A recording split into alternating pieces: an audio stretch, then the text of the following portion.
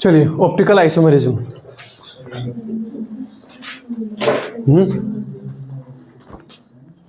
Optical isomerism, तो किन compounds को ऑप्टिकल आइसोमर बोला जाएगा?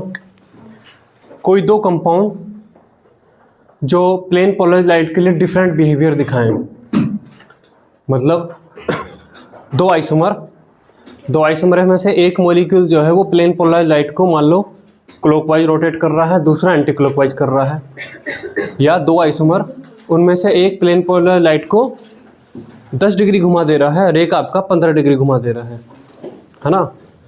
मतलब दो आइसोमर जो प्लेन पोलराइज्ड लाइट के साथ डिफरेंट बिहेवियर दिखा रहे हो, चाहे वो रोटेशन का हो, क्लॉकवाइज एंटी क्लॉकवाइज का, चाहे डिग्री का हो कि 10 डिग्री घुमाया 15 डिग्री घुमाया, अगर ऐसा करते हैं तो उन दो कंपाउंड को बोला जाएगा ऑप्टिकल आइसोमर्स और इस फिनोमिना को बोला जाएगा ऑप्टिकल आइसोमेरिज्म। ठीक है, लिखिए stereo isomers,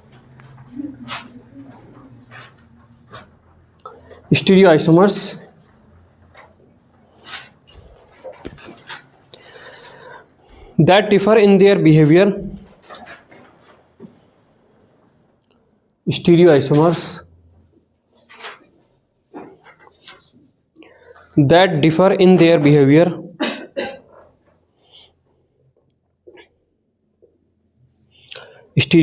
that differ in their behavior in rotating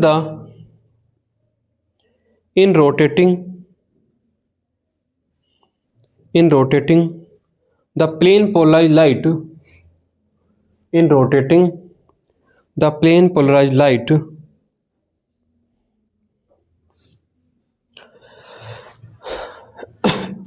either in magnitude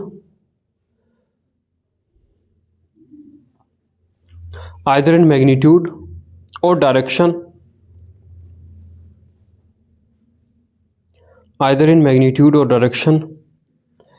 are called optical isomers,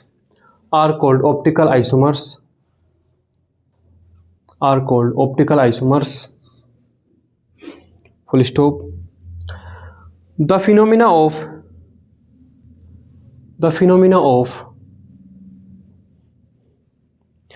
existence of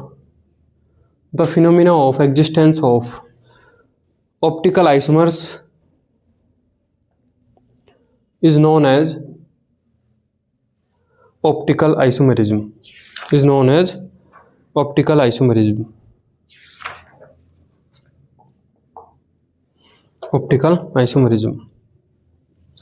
ठीक है, तो चलिए देखिए ऑप्टिकल आइसोमेरिज्म में हम यहाँ पर क्या क्या पढ़ेंगे, पहले आपको ये पता होना चाहिए। तो ऑप्टिकल आइसोमेरिज्म,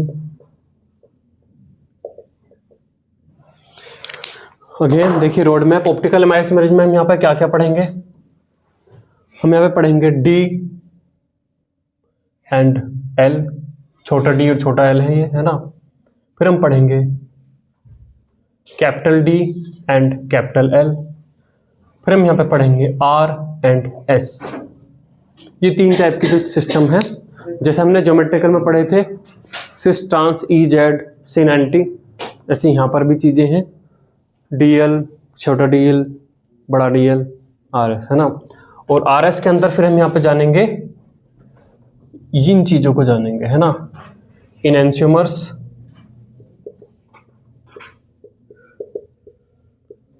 इनएंशियोमर क्या होते हैं? डायस्टीरियोमर्स और मीसो कंपाउंड।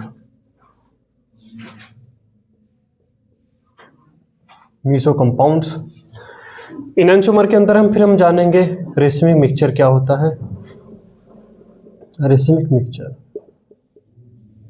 ठीक है, तो ये रोड मैप रहेगा। तो पहला भी हम पढ़ेंगे डीएल, स्मॉल एल, फिर कैपिटल डीएल, फिर उसके बाद ये, फिर उसके बाद ये। तो ये हमारा रोड मैप रहने वाला है, इसको बनाइए।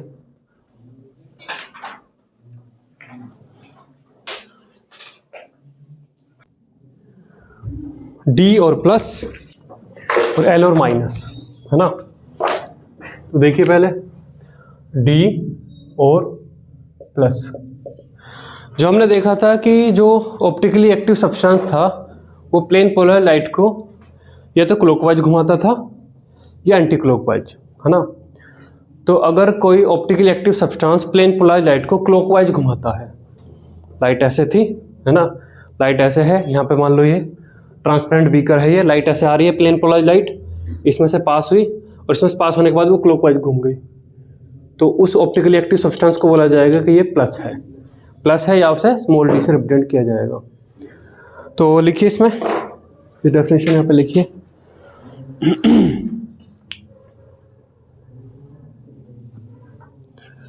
उसे स्मॉल डी या प्लस एंड स्मॉल एल और माइनस अलग है। लिखिए N optically active substance,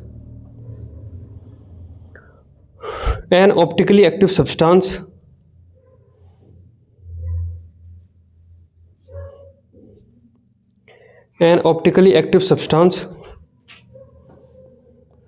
which rotate the PPL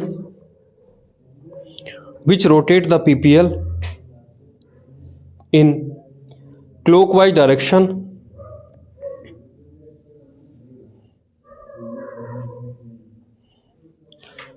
are known as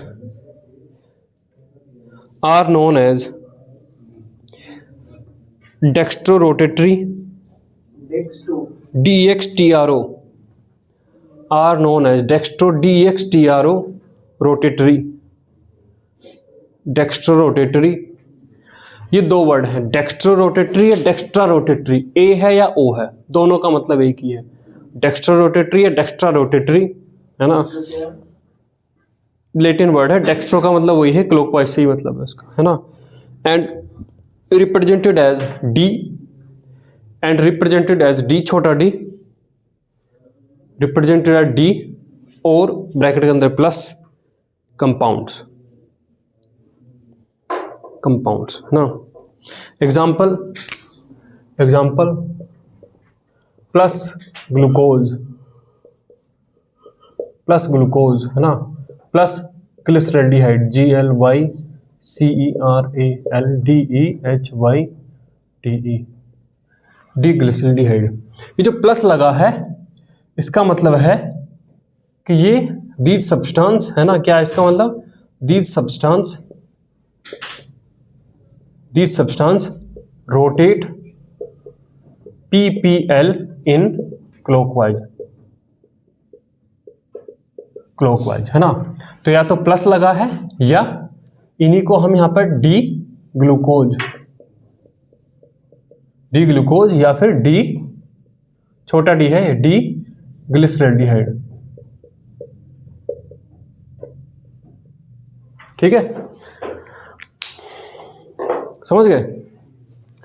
जैसे किसी आदमी के नाम के सामने लिखा है पद्मश्री राकेश कुमार, ऐसे, तो क्या मतलब उस पद्मश्री का, हाँ, कि उनको पद्मश्री मिला है, ये मतलब है ना इसका। तो नाम के आगे अगर हम लिखा है पद्मश्री राकेश कुमार, तो उस आदमी को पद्मश्री मिला हुआ है। अब उससे पूछना नहीं कि पद्मश्री मिला क्या आपको, बस नाम के आगे क्यों लिखा फिर। तो अगर किसी मॉलिक्यूल के आगे लिखा है प्लस साइन लगा है या छोटा डी लगा है, तो आपका इसका मतलब है कि वो मॉलिक्यूल प्लेन पोलर लाइट को क्लॉकवाइज रोटेट कर देगा। 5 डिग्री करे 10 डिग्री करे उस बात की वो नहीं है, क्लॉकवाइज रोटेट करेगा, यहाँ पे बात खत्म है। ये एक मॉलिक्यूल आपका डेक्स्ट्रोरोटेटरी बोला जाएगा, ठीक है। ये लिखिए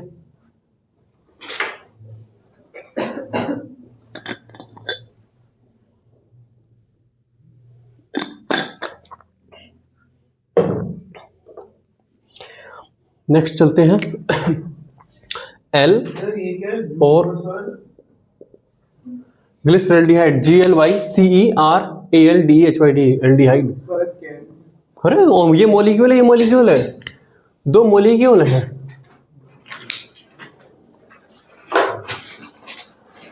ग्लूकोज का नाम नहीं सुना, ग्लिसरल्डिहाइड भी एक मॉलिक्यूल है, ये दोनों मॉलिक्यूल रोटेटरी हैं। चलिए अगला लिखिए स्मॉल एल और माइनस, स्मॉल एल और minus.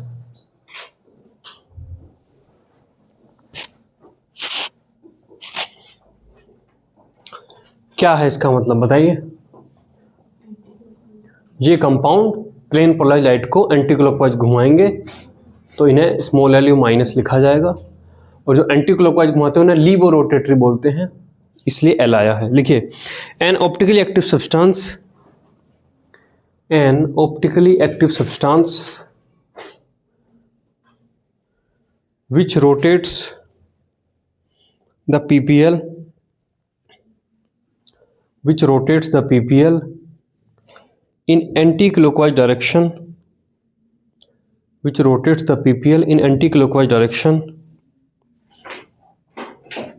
are known as L, छोटा L, are known as levorotatory, ये लिखिए, are known as levorotatory, LAEVO rotatory, levorotatory,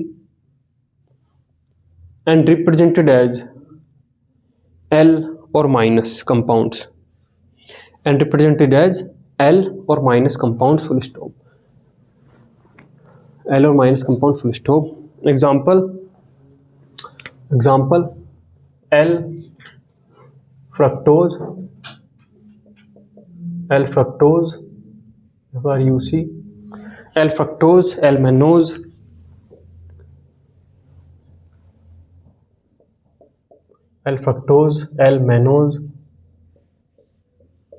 तो या तो अब इसे छोटा लिख के दिखाएंगे या फिर माइनस फ्रक्टोज।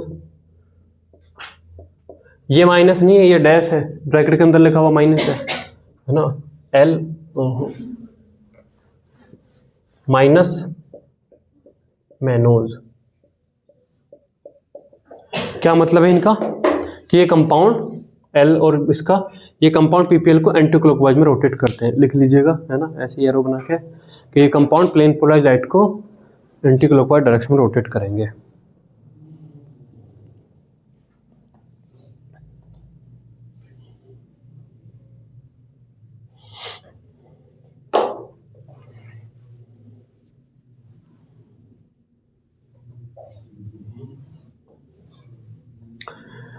ठीक है, अब क्या किसी मॉलिक्यूल के स्ट्रक्चर से हम बता सकते हैं, अगर कोई मॉलिक्यूल बता दे कि भाई ये मॉलिक्यूल है, इसकी स्ट्रक्चर ये है, तो क्या मॉलिक्यूल की स्ट्रक्चर को देख के बता सकते हैं कि वो मॉलिक्यूल आपका डेक्स्ट्रो रोटेटरी होगा या लीवो रोटेटरी होगा?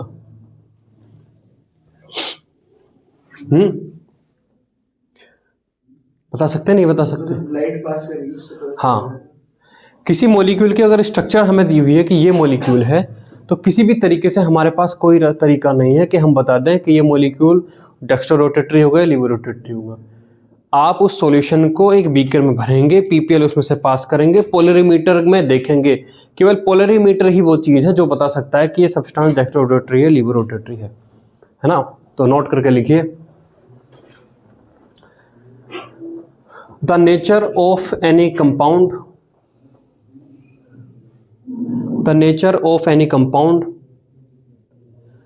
that is dextrorotatory or levorotatory can only word को कैपिटल में लिख के बोल्ड अंडरलाइन कीजिएगा, can only be determined by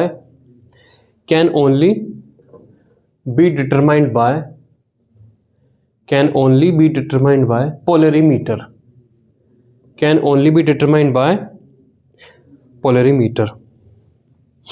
केवल पोलरीमीटर से ही बताई जा सकती है। ठीक है, चलिए, तो यहाँ पे ख़त्म होता है ये स्मॉल डी स्मॉल एल का खेल। ठीक, अब हम कैपिटल डी कैपिटल एल पर चलें, उससे पहले हमें कुछ चीज़ जाननी होंगी, रिलेटिव और एब्सोल्यूट कॉन्फ़िगरेशन, है ना। चलिए, तो पहले उसको पढ़ते हैं।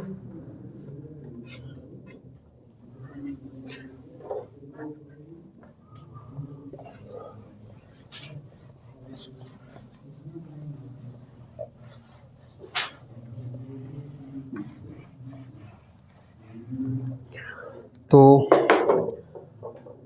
कैपिटल डी कैपिटल एल पे हम जाना चाह रहे हैं, लेकिन उससे पहले हमें ये पता होना चाहिए कि ये जो चीज़ें पढ़ रहे हैं क्या है। रिलेटिव मतलब absolute and relative configuration. Configurations, है ना। तो पहले हम जानेंगे एब्सोल्यूट कॉन्फ़िगरेशन। एब्सोल्यूट कॉन्फ़िगरेशन,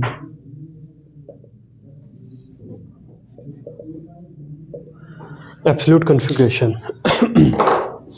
तो देखिए मॉलिक्यूल हम बना लेते हैं।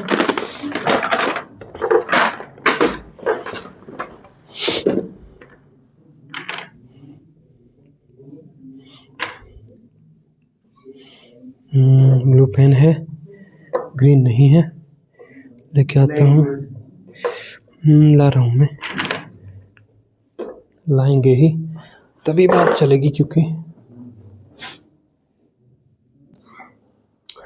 देखिए एब्सोल्यूट, एब्सोल्यूट जैसे कि जो शब्द है उसी से हमें पता चल रहा है कि भाई कुछ चीज़ फिक्स्ड जो है, जैसी है ऐसी ही, है ना।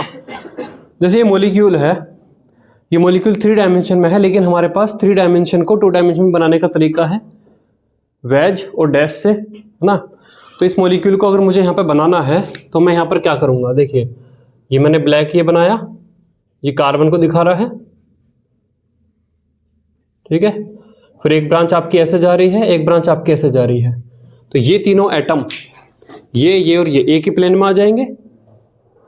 देखिए एक ही प्लेन में आ जाएंगे ये। और जब मैं इसको प्लेन लेता हूं तो ये मॉलिक्यूल आपका बाहर और ये अंदर आएगा।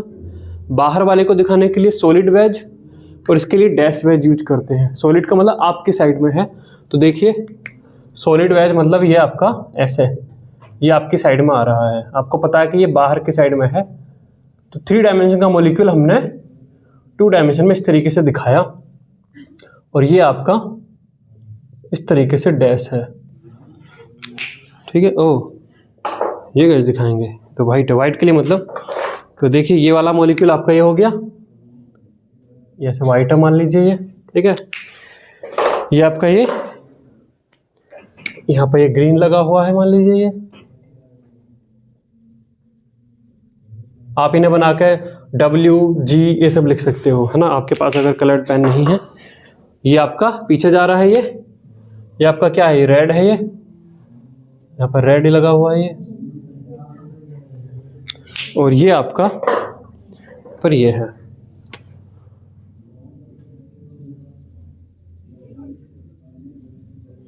तो ये जो मैंने डायग्राम ये बनाया है, ये मैं कैसे बना पाया, ये मैं ऐसा बना पाया क्योंकि मुझे एक्चुअली में पता थी कि इस मॉलिक्यूल के साथ ये चारों एटम लगे कैसे हैं। मुझे एक्चुअली में पता है, मतलब मुझे दिख रहा है मॉलिक्यूल ऐसा है। या तो एक ऐसा हो सकता है कि किसी ने छिपा लिया, है ना, कि भाई 4 टाइप के एटम लगे हैं, white, red, blue, green, 4 type के एटम को फिर मैं ऐसे बनाऊं। 2 कहानी है ना। एक तो ये है कि किसी ने बताया कि कार्बन के साथ 4 टाइप के एटम लगे हैं, ये वाइट, ग्रीन, रेड और ब्लू। तो 4 टाइप के एटम में किसी भी तरीके से बना दो कि ये मॉलिक्यूल हो सकता है। या एक ऐसा है कि ये ऐसे है, ये कि ये 4 टाइप के एटम इस तरीके से लगे हुए हैं, तब मैं मॉलिक्यूल को बनाऊं। तो ये दोनों चीजें में क्या चीज है, दोनों बातों में क्या है, अलग अलग है।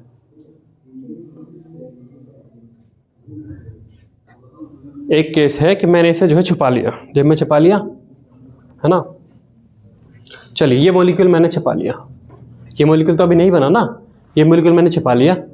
अब मैं आपसे बोलूं कि एक मॉलिक्यूल है, इसमें कार्बन है ब्लैक कलर का मान लीजिए, और 4 एटम जुड़े हैं वाइट, रेड, ब्लू और ग्रीन। उसकी स्ट्रक्चर बनाइए।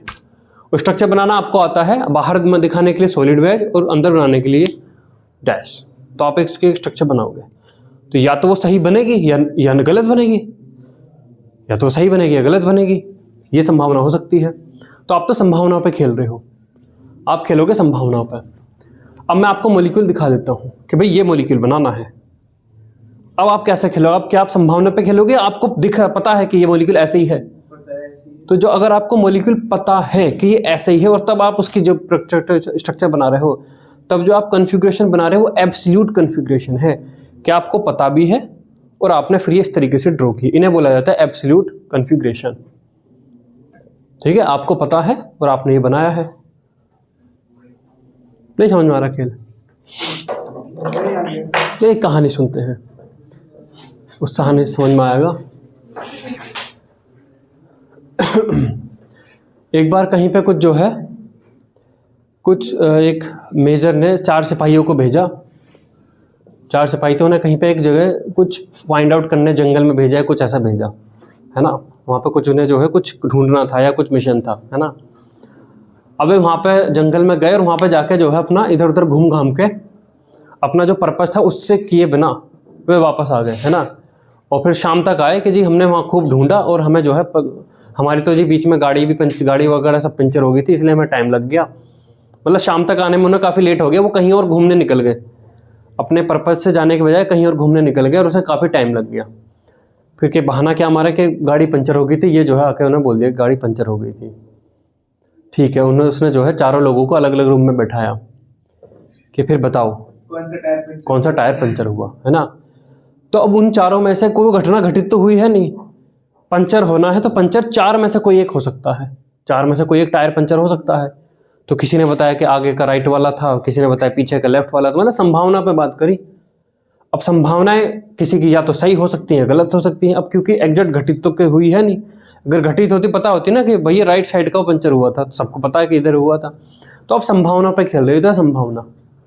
और अगर ये पंचर वाली घटना वाकई में हुई होती तो सारे के सारे लोग सेम आंसर देते कि भैया आगे का राइट वाला टायर था वो पंचर हुआ था। तो ये 2 कहानी हम कर रहे हैं। तो एक तो आप मॉलिक्यूल की वो स्ट्रक्चर बना रहे हैं जो आपको पता है कि भाई ये मॉलिक्यूल ऐसा दिखता है, ये मॉलिक्यूल ऐसा दिखता है, और ये स्ट्रक्चर आपने बना दी। तो ये मॉलिक्यूल मैंने बनाया और ये मॉलिक्यूल मेरे हाथ में मुझे पता है। और अगला वाला जो दूसरा खेल हम आगे पढ़ेंगे जो कि रिलेटिव कन्फिग्रेशन, उसमें पता नहीं है, तुक्का चलेगा कि भाई या तो मान लो साइकिल मान लो, फिर दो चीज़ें रहेंगी ना कि साइकिल का भाई या तो अगले वाला या पिछले वाला, और वो तुक्का सही भी हो सकता है गलत भी हो सकता है। तो 2 कन्फिग्रेशन हम यहाँ पे जान रहे हैं, ठीक है। तो ये जो स्ट्रक्चर मैंने बनाई है ये मुझे पता है और एग्जैक्ट मैंने बनाई है, तो इन्हें बोला जाता है एब्सोल्यूट कन्फिग्रेशन, ठीक है। तो इसकी डेफिनेशन लिखिए फिर इसको बनाइए। दूसरे वाले की ओर बना दूंगा, लिखिए absolute configuration is the actual absolute configuration is the actual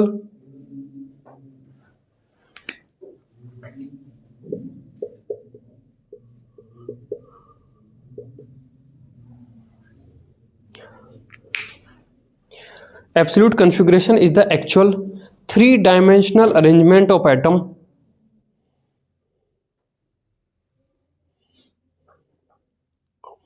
of a molecule of atom of a molecule, ठीक है। जैसे ये था कि भाई ये मॉलिक्यूल, इसका एग्जैक्ट 3 डायमेंशनल जो अरेंजमेंट है वो मैंने यहाँ पर बनाया है या दिखाया है, यही इसकी एब्सोल्यूट कन्फिग्रेशन है, ठीक है। नोट करके लिख लीजिए, RS configurations are absolute configuration, आगे हम पढ़ेंगे ना। RS configuration are absolute कन्फिग्रेशंस।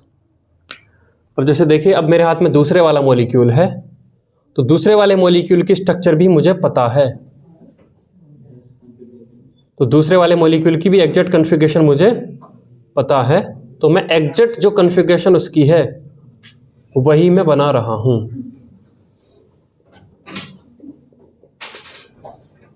जो एग्जैक्ट कन्फिग्रेशन है वही मैं यहां पर बना रहा हूं, ये स्ट्रक्चर 2 की कन्फिग्रेशन है। तो इन्हीं को बोला जाता है एब्सोल्यूट कन्फिग्रेशन। जैसा है ऐसे ही आपने बनाया है, आपने कोई भी अंदाजा वगैरह नहीं लगाया है। ये वाला मॉलिक्यूल है ना, ये वाला मॉलिक्यूल,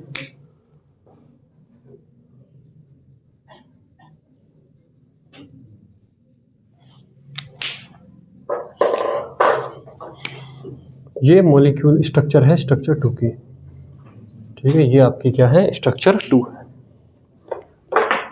स्ट्रक्चर 2, स्ट्रक्चर 2 ये बनाइए।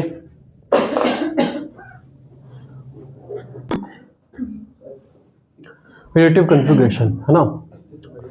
तो एक मॉलिक्यूल होता है, रिलेटिव कन्फिग्रेशन की कहानी शुरू होती है एक मॉलिक्यूल ग्लिसरैल्डिहाइड से, ग्लिसरैल्डिहाइड है ना। तो GLYCERALDEHYDE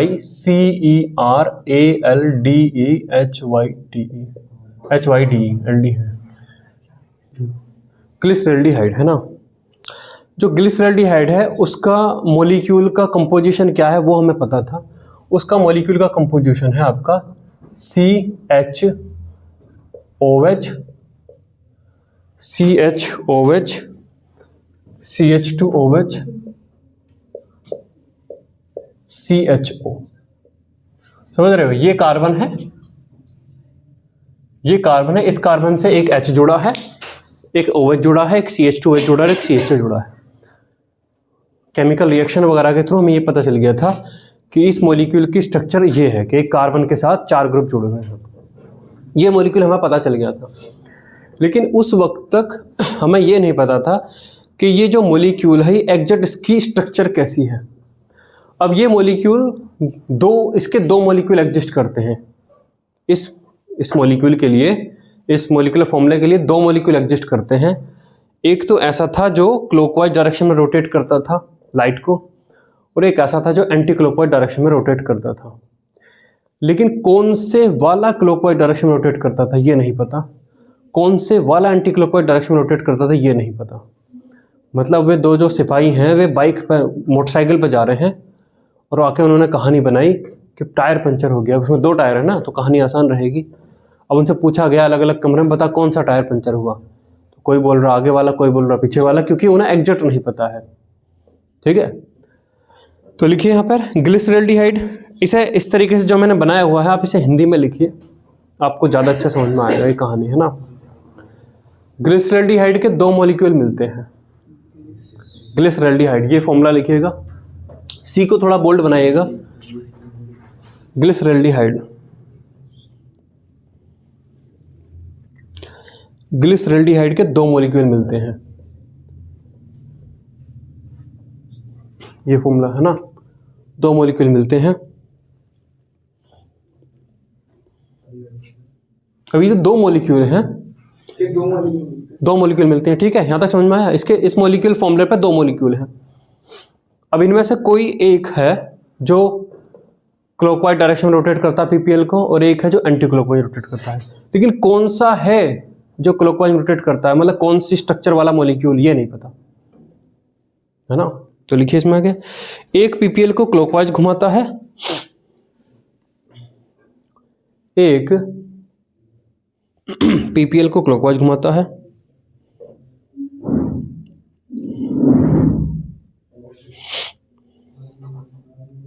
और दूसरा एंटी क्लॉकवाइज घुमाता है।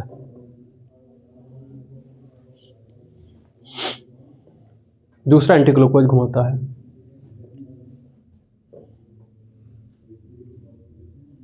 ना। पोर्ट विराम।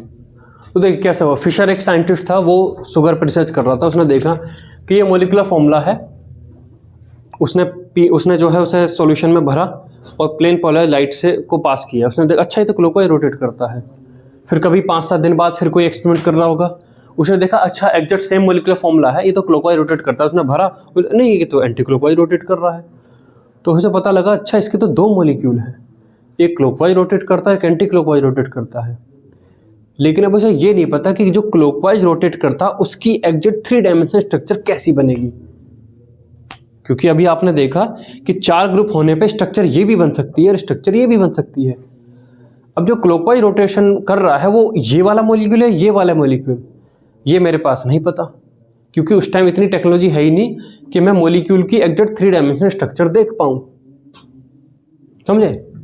तो लिखिए, उस वक्त तक मॉलिक्यूल की एग्जैक्ट 3D स्ट्रक्चर का, उस वक्त तक मॉलिक्यूल की एग्जैक्ट 3D स्ट्रक्चर का पता लगाना संभव नहीं था। पता लगाना मॉलिक्यूल की एग्जैक्ट 3 डायमेंशन स्ट्रक्चर का पता लगाना संभव नहीं था। तो अब देखिए, अगर आपके पास एक कार्बन है तो 2 स्ट्रक्चर संभव हो सकती हैं। एक ये ऐसे,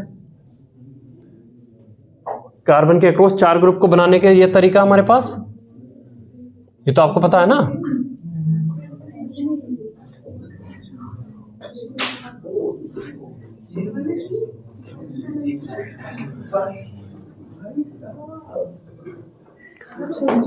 एक कार्बन है, उसके अक्रॉस 4 ग्रुप हैं, तो इस तरीके से स्ट्रक्चर हम बना सकते हैं। तो मैं 2 बना लेता हूं।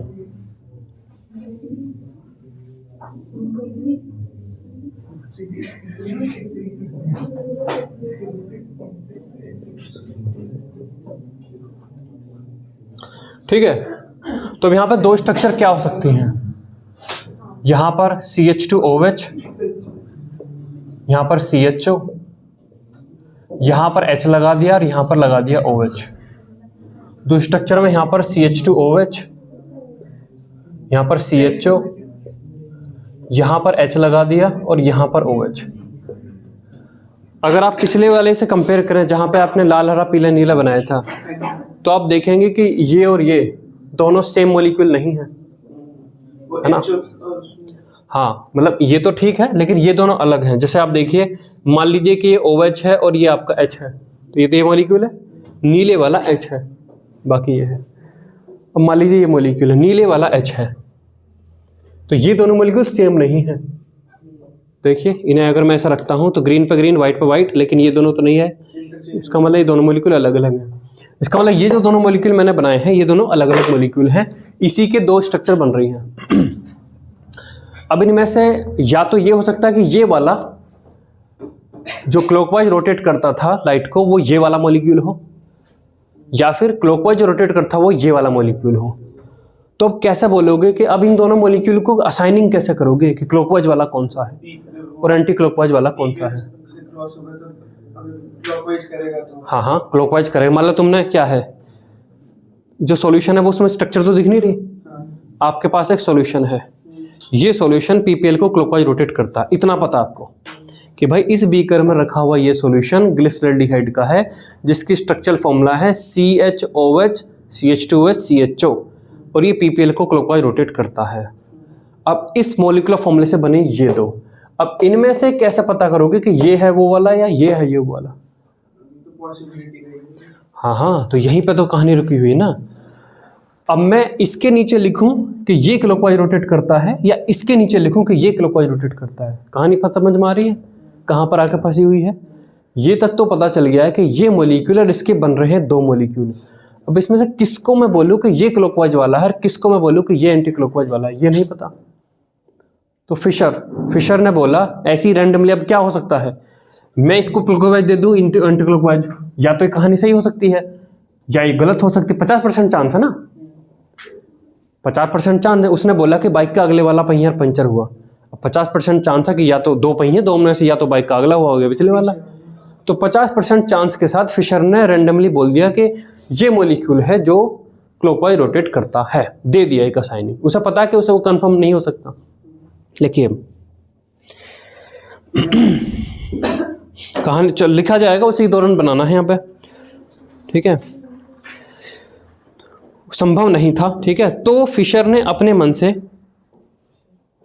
तो फिशर साइंटिस्ट का नाम है FISHER, तो फिशर ने अपने मन से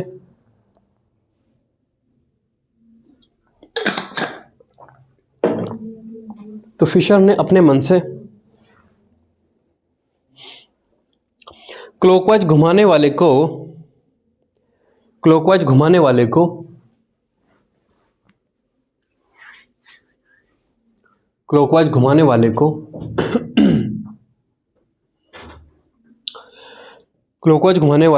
दिस, ये वाली स्ट्रक्चर बनाइए, लेफ्ट वाली ये वाली बनाइएगा, ठीक है। ये क्लॉकवाइज घुमाने वाले को, ये लेफ्ट वाली ये बनाइए।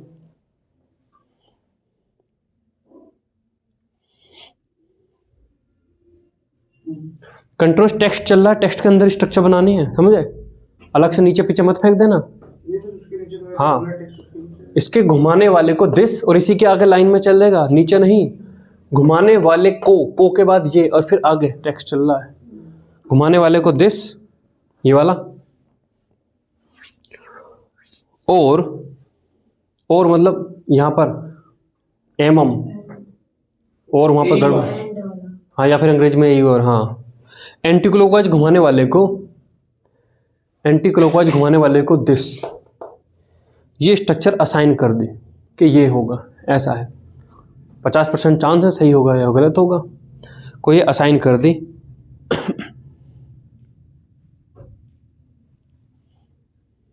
ठीक है, अब लिखिए, असाइन कर दी। अब आगे लिखेंगे। अब ये स्ट्रक्चर है, ये आगे हम पढ़ेंगे। ये CHO, ये जो है इसी को ऐसा भी बना देते हैं, HOH, इसी को ऐसा बना देते हैं, ऐसे दो लाइन खींचो, ये आपका CH2OH, ये आपका CHO, ये आपका H, ये OH, ऐसे ये बनाइए, फुल स्टॉप हो गया। आगे इसी स्ट्रक्चर को ऐसे बना देते हैं, ये इससे कैसे बनाते हैं आगे सीखेंगे। अब आगे लिखिए, दिस, ये लिखिए ऐसे, हाँ फुल स्टॉप के बाद दिस, इसको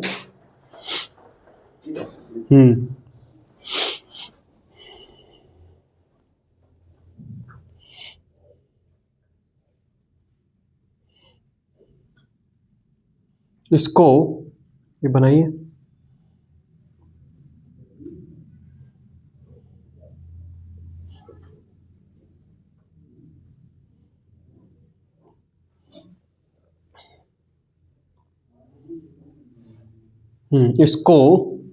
इसको उसने बोला कि इसको मैं नाम दे रहा हूं कि मैंने माना है कि ये क्लॉकवाइज घुमाता है, तो इसको डी, कैपिटल डी, अब यहां पे कैपिटल डी, ब्रैकेट के अंदर प्लस ग्लिसरल्डिहाइड GLYCERALDE, इसको डी प्लस ग्लिसरल्डिहाइड कहा गया नहीं, कहा, केवल इतने लिखो, कहा, इसको डी प्लस ग्लिसरल्डिहाइड कहा, एवं इसका उल्टा वाला भाई है ना, CHO CH2OH,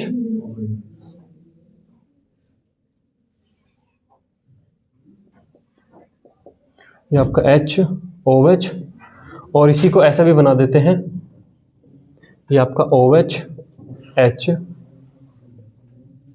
CHO CH2OH, एवं दिस, इसको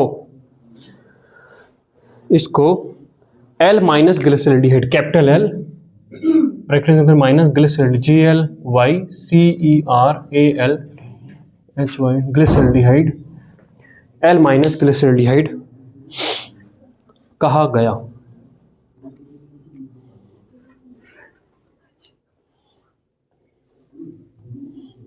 इसको L माइनस ग्लिसरल्डिहाइड कहा गया, ठीक है।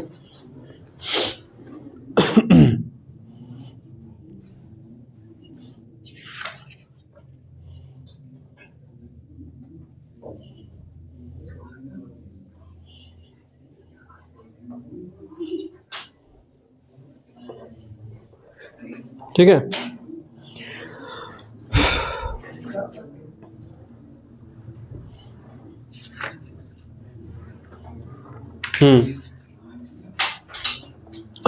अब देखिए यहां पर क्या है, उसने बोला कि ये स्ट्रक्चर है, इसको मैं डी दे रहा हूं, इसको मैं प्लस वाला बोल रहा हूं, तो इसके रिलेटिव अगर ये प्लस वाला है तो फिर ये वाला फिर माइनस हो, क्योंकि दो ही मॉलिक्यूल है।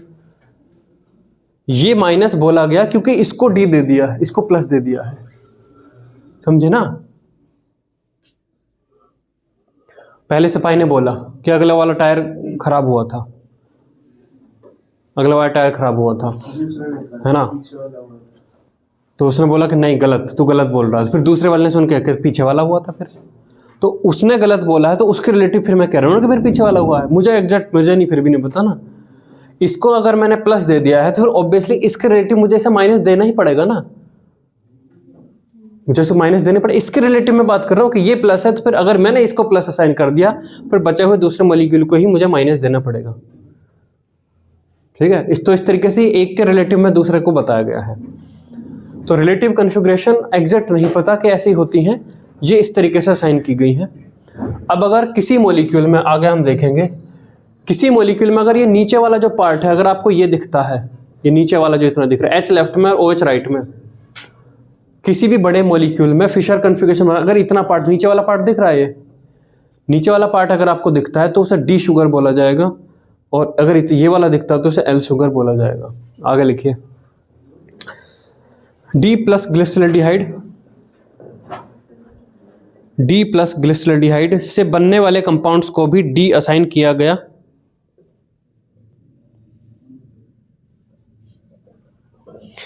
डी प्लस ग्लिसरॉल्डिहाइड से बनने वाले कंपाउंड्स को भी डी असाइन किया गया। हाँ, कैपिटल डी, डी असाइन किया गया, डी असाइन किया गया, और इन्हें डी सीरीज कंपाउंड्स कहा गया, और इन्हें डी, जो भी यहाँ पे डी चल रहे हैं कैपिटल डी है, और इन्हें डी सीरीज कंपाउंड्स कहा गया।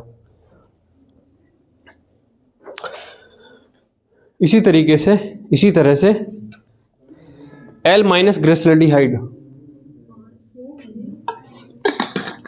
इसी तरीके से L minus glyceraldehyde D series compound कहा गया। Full stop. डी सीरीज जैसे टी सीरीज ऐसी डी सीरीज कंपाउंड्स कहा गया। Full stop. तो देखिए, जो भी डी सीरीज कंपाउंड है उसमें आपको ये पार्ट दिखेगा कॉमन, एल में आपको ये पार्ट दिखेगा, है ना। इसी तरीके से आगे लिखिए, इसी तरह से एल माइनस ग्लिसरॉल्डिहाइड से बनने वाले को एल असाइन किया गया, एल असाइन किया गया,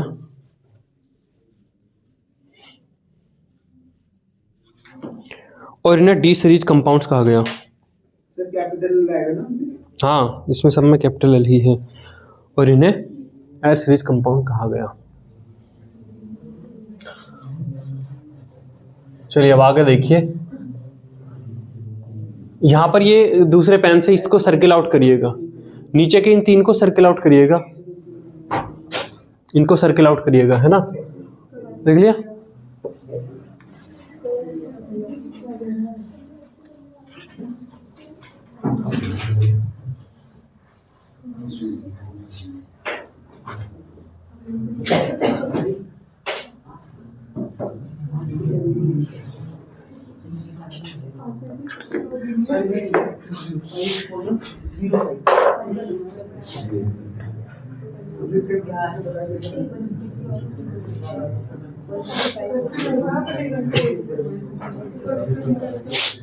देखिए डी एंड एल,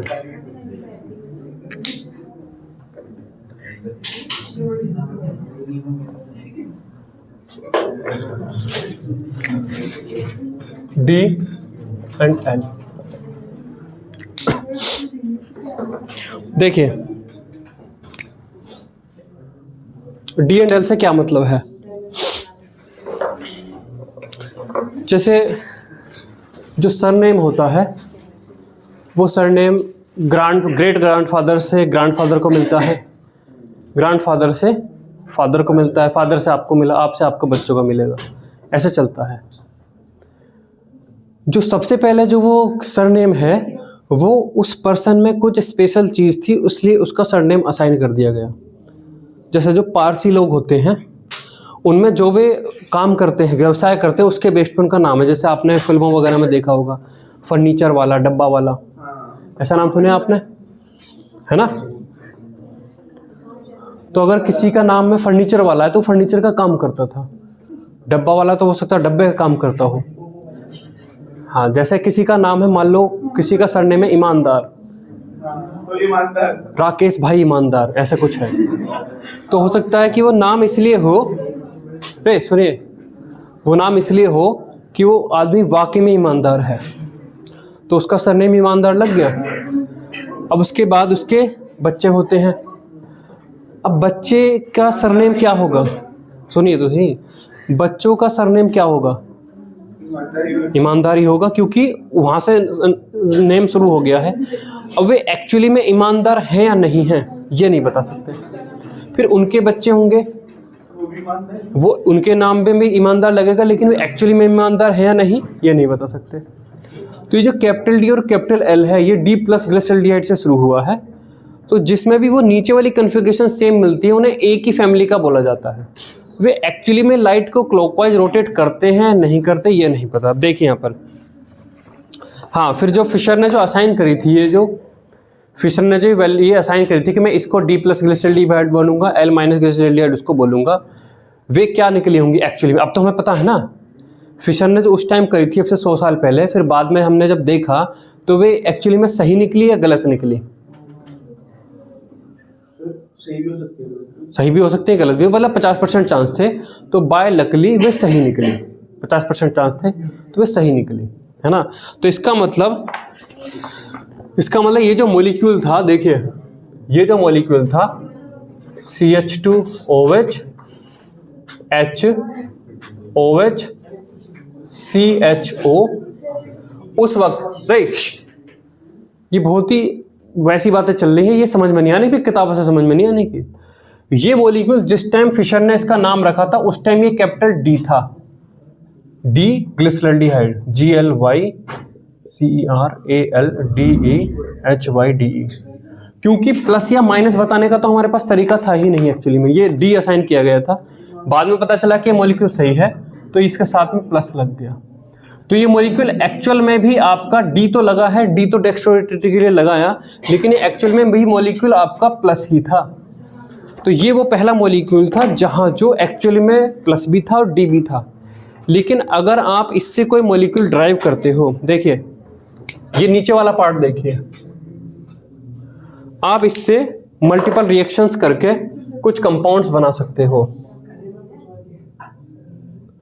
आप इस मॉलिक्यूल से कुछ अदर मॉलिक्यूल बना सकते हो, जैसे इससे आप एक ये मॉलिक्यूल बना सकते हो CH2OH HOH HOH और CHO, एक ये मॉलिक्यूल तैयार कर सकते हो। और आप इसी से एक ये मॉलिक्यूल तैयार कर सकते हो CH2OH HOH OH H और CHO। इसमें और इसमें क्या रिश्ते, क्या कॉमन है? इन तीनों स्ट्रक्चर में कॉमन क्या है? नीचे वाला जो पार्ट है सब में सेम है, ये पार्ट सेम है, ये पार्ट सेम है। अब ये पार्ट सेम है, बातें नहीं करो, काम की बात चल रही है यार, फिर कोई नहीं बताने का इसको। मैंने अपना IIT का एग्जाम क्वालिफाई कर लिया, मुझे नहीं पता था कि ये क्यों था, ये मैंने पढ़ाना शुरू किया तब मुझे पता चला कि ये है, क्योंकि किसी किताब ने अच्छे से लिखा ही नहीं, टीचर को आता नहीं था, मुझे आता है, मैं तुम्हें बता सकता हूँ, है ना। इन तीनों स्ट्रक्चर में ये कॉमन है, तो ये इस फैमिली से ट्री से आए हैं, तो ये जिस भी फैमिली ट्री से आए हैं उनका जो ये डी है ये इनके नाम के सामने लगेगा, इसके नाम के सामने डी लगेगा, इसके नाम के सामने भी डी लगेगा। लेकिन ये मॉलिक्यूल एक्चुअली में क्लॉकवाइज डायरेक्शन रोटेट करता है, एंटी क्लॉकवाइज रोटेट करता है, ये इससे नहीं पता चलता। किसी के नाम के बाद में ईमानदार लगा है पहले उस आदमी के अलावा, तो वो आदमी वाकई में ईमानदार है या नहीं है ये अब कोई नहीं कह सकता। वो पहले वाला आदमी केवल ईमानदार था, वो बेईमान भी हो सकता है। और ये एक्चुअली में किससे पता चलेगा? ये मॉलिक्यूल डेक्स्ट्रो रोटेटरी या लिवर रोटेटरी कौन बताएगा? केवल पोलरीमीटर। ये डी क्यों लगा है? ये डी लगा है क्योंकि ये इसके वंश का फैमिली का मेंबर है। इस डी का एक्चुअली में ये क्लॉकवाइज है, एंटी क्लॉकवाइज, से कोई लेना देना हम नहीं बता सकते। और फिर देखो यहाँ पर क्या है, डी माइनस इराइथ्रो हो जाइए। पोलरीमीटर भी कैसे बताएगा जब उनका डेल्टा है? वो तो सेम ही है, जनरल फॉर्मूला है वो तो सेम ही है, तो बस पोलरीमीटर का ये तो काम है। और ये भी आपका माइनस है, 3 तो इन दोनों मॉलिक्यूल के साथ डी लगा है क्योंकि ये डी प्लस ग्लिसरॉल्डिहाइड की फैमिली मेंबर से आए हैं। अगर इनमें नीचे वाला पार्ट उल्टा होता तो इनके सामने क्या लग जाता? एल लग जाता, है ना। तो कैपिटल डी और कैपिटल एल जो लगता है वो शुगर की फैमिली के जो मॉलिक्यूल है उनके साथ लगता है, और वो केवल इनहेरिटेंस बताता है। इनहेरिटेंस का मतलब भाई ये मॉलिक्यूल डी प्लस ग्लिसरॉल्डिहाइड से आया है और ये डी शुगर है, बस। इसके अलावा ये एक्चुअली में कोई कन्फिगरेशन नहीं बनाता। मतलब अगर मैं आपको ये मॉलिक्यूल दे दूं तो आप एक्चुअली में नहीं बता सकते कि क्लॉकवाइज है या एंटी क्लॉकवाइज है, लेकिन आप इस मॉलिक्यूल के साथ डी जरूर लिख सकते हो क्योंकि ये इस फैमिली ट्री से आया है। ठीक है, तो लिखिए इसमें D and L, capital D and capital L, ये लिखिए फिर ये बनाइएगा। डी एंड एल, डी और एल कैपिटल में लिखना। Are relative configuration, are relative configuration, full stop.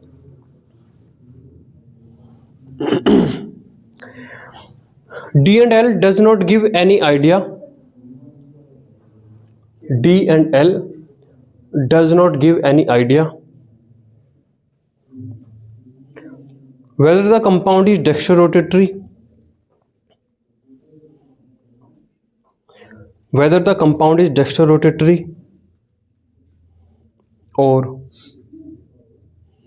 levorotatory, dextrorotatory और levorotatory। फोन अलग रखो भाई, है ना, एक तो वैसे ही बालक नहीं पढ़ते, ऊपर से ये सब चीज़ें होने पर और नहीं समझ में आएगा। तो इससे बिल्कुल हमें पता नहीं चलता कि मॉलिक्यूल आपका डेक्स्ट्रोरोटेटरी या लिवोरोटेटरी है। ये वाकई में पोलरीमीटर ही बता सकता है।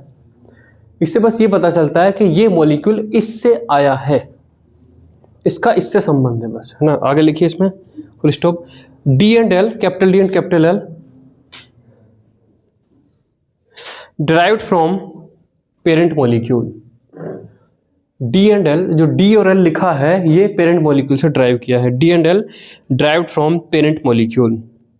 ब्रैकेट में लिखिए, similar to as surname is inherit, similar to as surname is inherit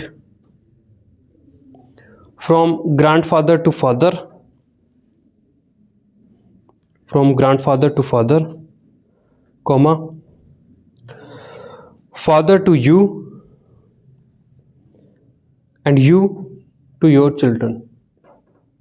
ठीक है, तो जिस तरीके से वो सरनेम चलता है उसी तरीके से कैपिटल डी कैपिटल एल चलता है ना। इसका उसकी एक्चुअल नेचर से कोई लेना देना नहीं है। ठीक है, फुल स्टॉप। ये बनाइएगा। अब मैं आपको ये दिखा रहा हूँ, है ना, इसे सब देखिएगा।